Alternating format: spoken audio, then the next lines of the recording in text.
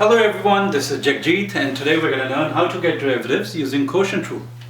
Okay, let's start off with the first example where our f of x is 2x minus 1 divided by 2x plus 1.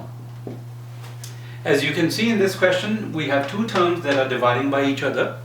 So if you want to get the derivative, we'll take derivative of the top term, which is just going to be 2, times your bottom term, which is 2x plus 1, minus derivative of the bottom term, which will just be 2, times your top term, which is 2x minus 1, all divided by your bottom term whole square, which is 2x plus 1 whole square. So just to recap this, if you want to take derivatives of two terms which are dividing each other, you take derivative of the top term times your bottom term minus derivative of the bottom term times your top term all over your bottom term whole square. Okay? If you fold this further, 2 times 2x is 4x, 2 times 1 is 2, minus 2 times 2x is minus 4x, and minus 2 times minus 1 is plus 2. And you have 2x plus 1 whole square in the denominator.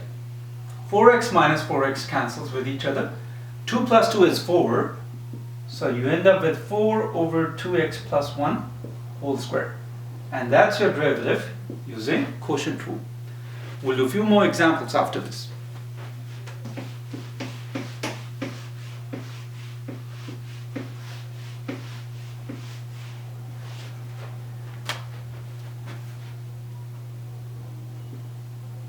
In the next question, you have 5 over x squared plus 9.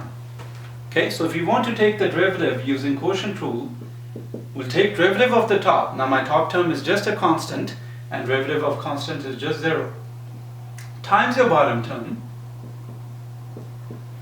minus derivative of the bottom term, which is just 2x, times your top term, which is 5, all over your bottom term whole square. Now that's just 0, so that whole term becomes 0, and you've got minus 2x times 5, which is minus 10x, all over x squared plus 9 whole square. And that's your derivative using quotient rule. Now moving forward, I'll show you, when we get to the chain rule, we'll see that this one, it's actually much better to do this using chain rule, but we'll talk about that down the road.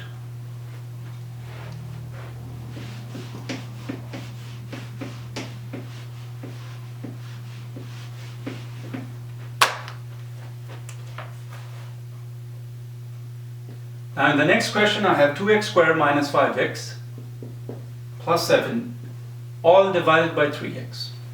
Again, if we want to get the derivative, we take derivative of the top term, which is just 4x minus 5, times your bottom term, which is 3x, minus derivative of the bottom term, which is 3, times your top term, which is 2x squared minus 5x plus 7, all over your bottom term whole square, which is 3x whole square. When you fold it further, you get 4x times 3x, which is 12x squared, minus 5 times 3x, which is minus 15x, minus 3 times 2x squared is minus xx squared, minus 3 times minus 5x, it's going to be plus 15x, and minus 3 times 7 is minus 21, all over 9x squared. Minus 15x plus 15x, those two terms cancel with each other. 12x squared minus 6x squared is just going to be 6x squared minus 21 all over 9x squared. As you see, all these terms can be further divided by 3, so you can factor 3 out at the top. You'll be left with 2x squared minus 7, and you can factor 3 over here. You'll be left with 3x squared, and these 3's are going to cancel.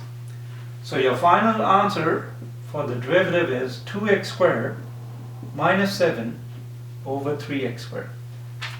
Okay? Now, as you see, there were lots of steps involved when we did this question using quotient rule.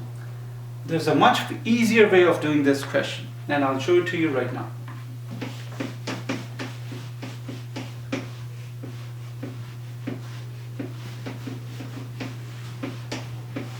Now rather than using quotient rule, I could have split all these terms up and we could have rewritten them as 2x squared over 3x minus 5x over 3x plus 7 over 3x.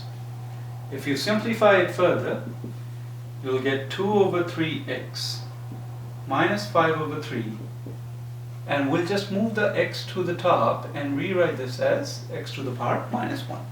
And now we can easily get the derivative for this. Derivative of this is just going to be 2 over 3. Derivative of a constant is just 0.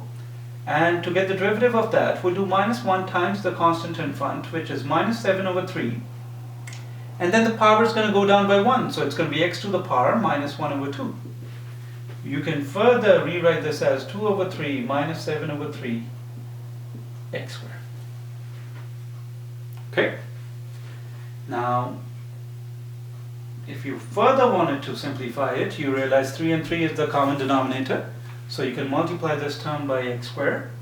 So it'll be 2x squared minus 7 all over 3x squared. Okay?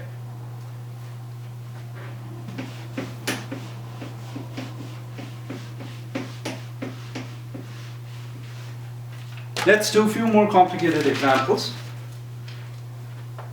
So your f of x is x squared over x plus 1. And now let's solve this using quotient rule. To get the derivative, we'll take derivative of the top term, which is 2x, times the bottom term, which is x plus 1, minus derivative of the bottom term, which is 1, times your top term, which is x squared, all over your bottom term whole square. When you FOIL it, you get 2x times x, which is 2x squared, 2x times 1, which is 2x, and negative 1 times x squared, which is minus x squared, all over x plus 1 whole square. 2x squared minus x squared gives you x squared plus 2x, all over x plus 1 whole square. And that's your derivative. That's all for our quotient rule for now, folks. Thank you very much.